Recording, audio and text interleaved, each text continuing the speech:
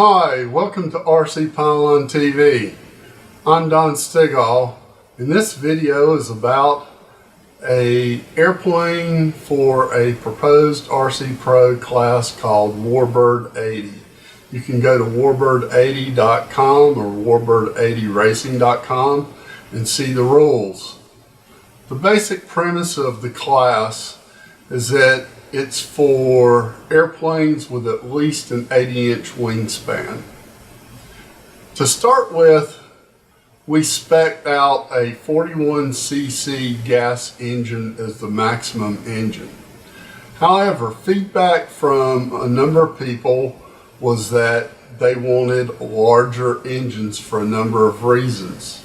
The main reason is that Hobbyco / Great Plains and Horizon both have a number of 80-inch wingspan or slightly greater airplanes that use 50cc engines.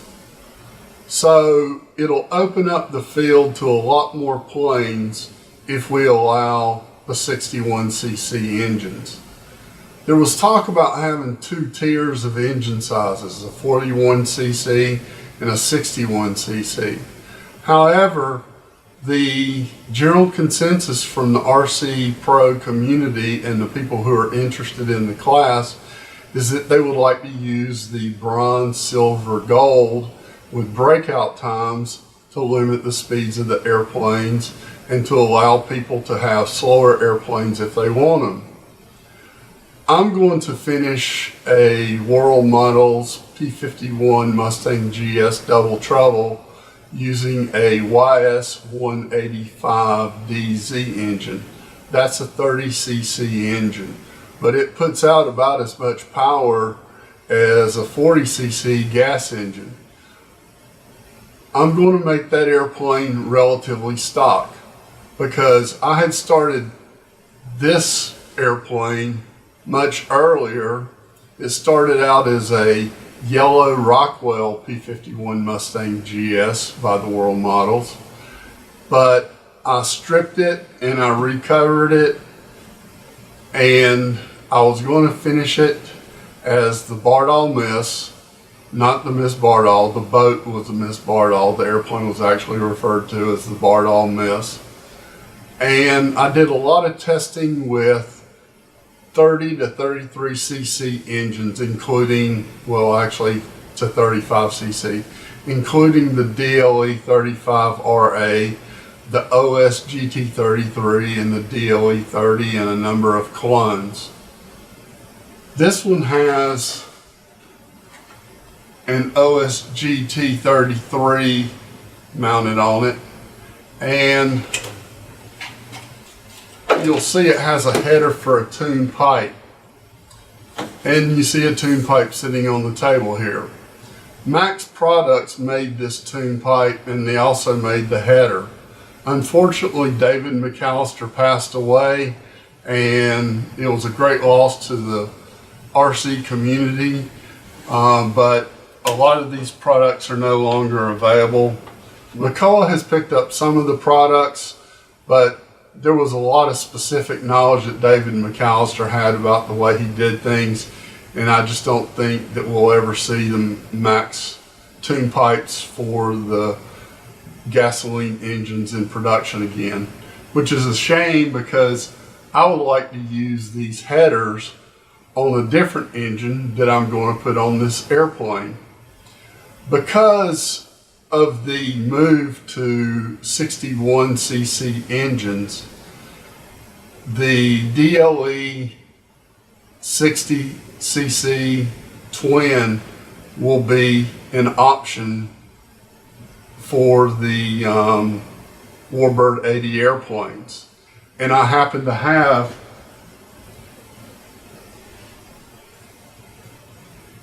a DLE 60. Now, I do not have a DLE 55. I know this airplane does well with a DLE 55. And the twin engine might seem like overkill, but I created a drawing that has the GT33 DLE 30 mountings that also has markings for where the holes go for a DLE 55 and for the DLE 60 twin. What I've decided to do with this airplane is not to finish it as the Bardol Miss. I'm working on a Strega by the World Models, a Strega 40 that's getting a YS 115 FZ Warbird special engine. I had all 4 colors of the Strega, but I've sold a variety of those and I'll be getting more of them. But in coming up with color schemes for the Strega, I came to really like the color tile white scheme, and I found out that Cali Graphics had the graphics already for color tile and can scale them to any size. So what I'm going to do with this airplane is I'm going to make a filler piece out of pink foam that goes in here, and then I'm going to make a mold so that I can make fiberglass parts that'll just cover this gap. And what that will allow me to do is to put on a Reno style canopy. I have a smaller one of these, but I'm going to make fiberglass canopies for at least the color tile, the Strega, and I may do the precious metal with its kind of funky double bubble shape. And I'm going to do that so that people who are converting these airplanes can easily turn them into a Reno style airplane. After I get done making the canopies, I will strip the airplane. I've already started stripping the stabilizer, and I will cover the whole plane using 0.7 ounce cloth, and I'll either use epoxy or I'll use Olympic polyurethane that's water cleanup because it doesn't have any actual water content in it, and I've had great success with it as a bonder for the fiberglass cloth. And then I'll paint it.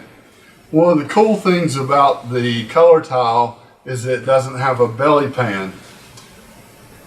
So what I'm going to do is make a fairing in the wing for the place where the belly pan would be. That means I don't have to mess with taking the belly pan on and off.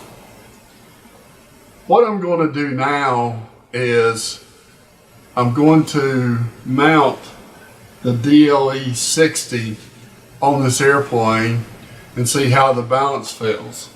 Right now, it balances right at the front of the wing with no servos. I put the servos in the back and I can use the weight up front. Now these aluminum spinners from the World Models that are no longer made are pretty heavy. They weigh about a pound, and Dave Brown has one that's only 8 ounces. So I have some flexibility on the weight. And one of the things I had done is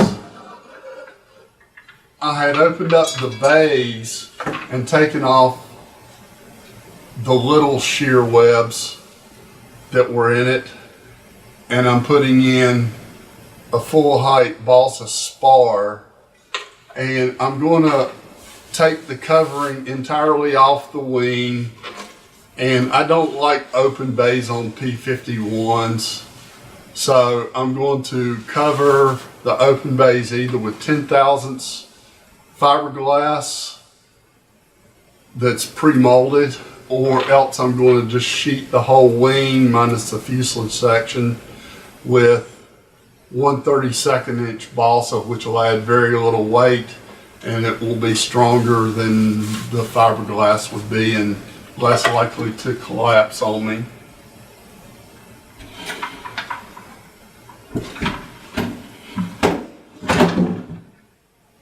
This is going to be a fairly long-term project. I don't expect to finish it this year. If I do, I'll be surprised. I have a World Models 0 Giant Scale on hand. It's basically still in the plastic, But one thing I did was check the DLE 60 to see if it fits in the cow. And as you can see, it'll fit right in the cow, even with the mufflers. I'm sure I'll wind up putting a DLE 60 if it performs well in the P-51 in the 0. And I also have an Ultimate 27% that uses a 50cc engine, and I want to put one of these engines in the biplane. So I'm going to be doing test stand videos on this engine, measuring its performance, seeing what props run on it. You might have noticed on the P-51 that it has a 18 by 12 APC pylon racing prop. With a tuned pipe, I was getting 9,000 RPMs with that combination. Like I said, I'd really like to have these headers to use on this engine because these cylinders are the same mounting dimension on the exhaust as the DLE 30 and the GT 33. So I'm going to get busy getting this engine on the plane, and I'll show it to you in a few minutes.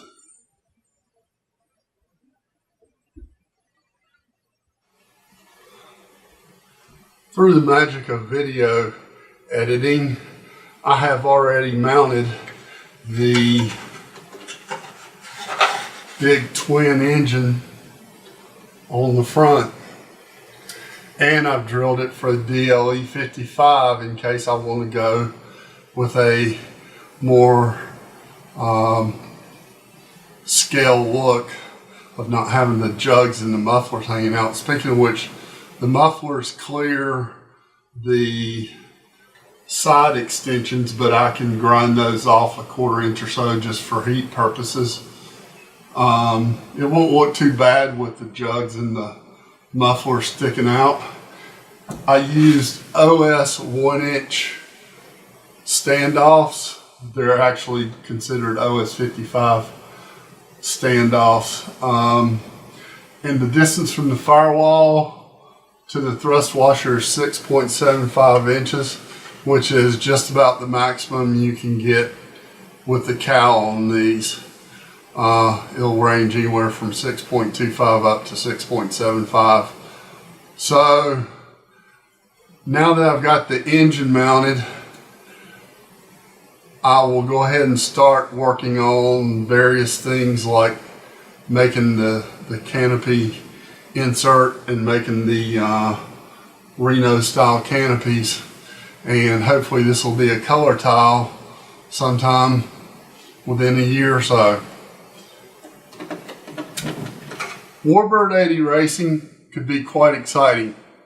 With the number of ARFs available for 50cc engines and airplanes that are IMAA legal, there's a lot of potential for pilots who aren't in the AMA racing scene to get involved. And a lot of the guys who have giant scale airplanes already have the trailers and stuff that you need, because on a plane like this, even though the wing can be joined at the field, it's highly recommended that the wing be fully glued together, and especially with the bigger engines, reinforced. This airplane was only designed for a 1.6 two-stroke or 1.8 four-stroke, so it's going to be plenty fast, and I'm looking forward to seeing what happens with Warbird 80. If you have any interest in it, check out the Warbird 80 page on Facebook and leave messages. The only way racing classes get developed is for people to have input and people to get ideas from others. I hope I've given you a few, and thanks for watching.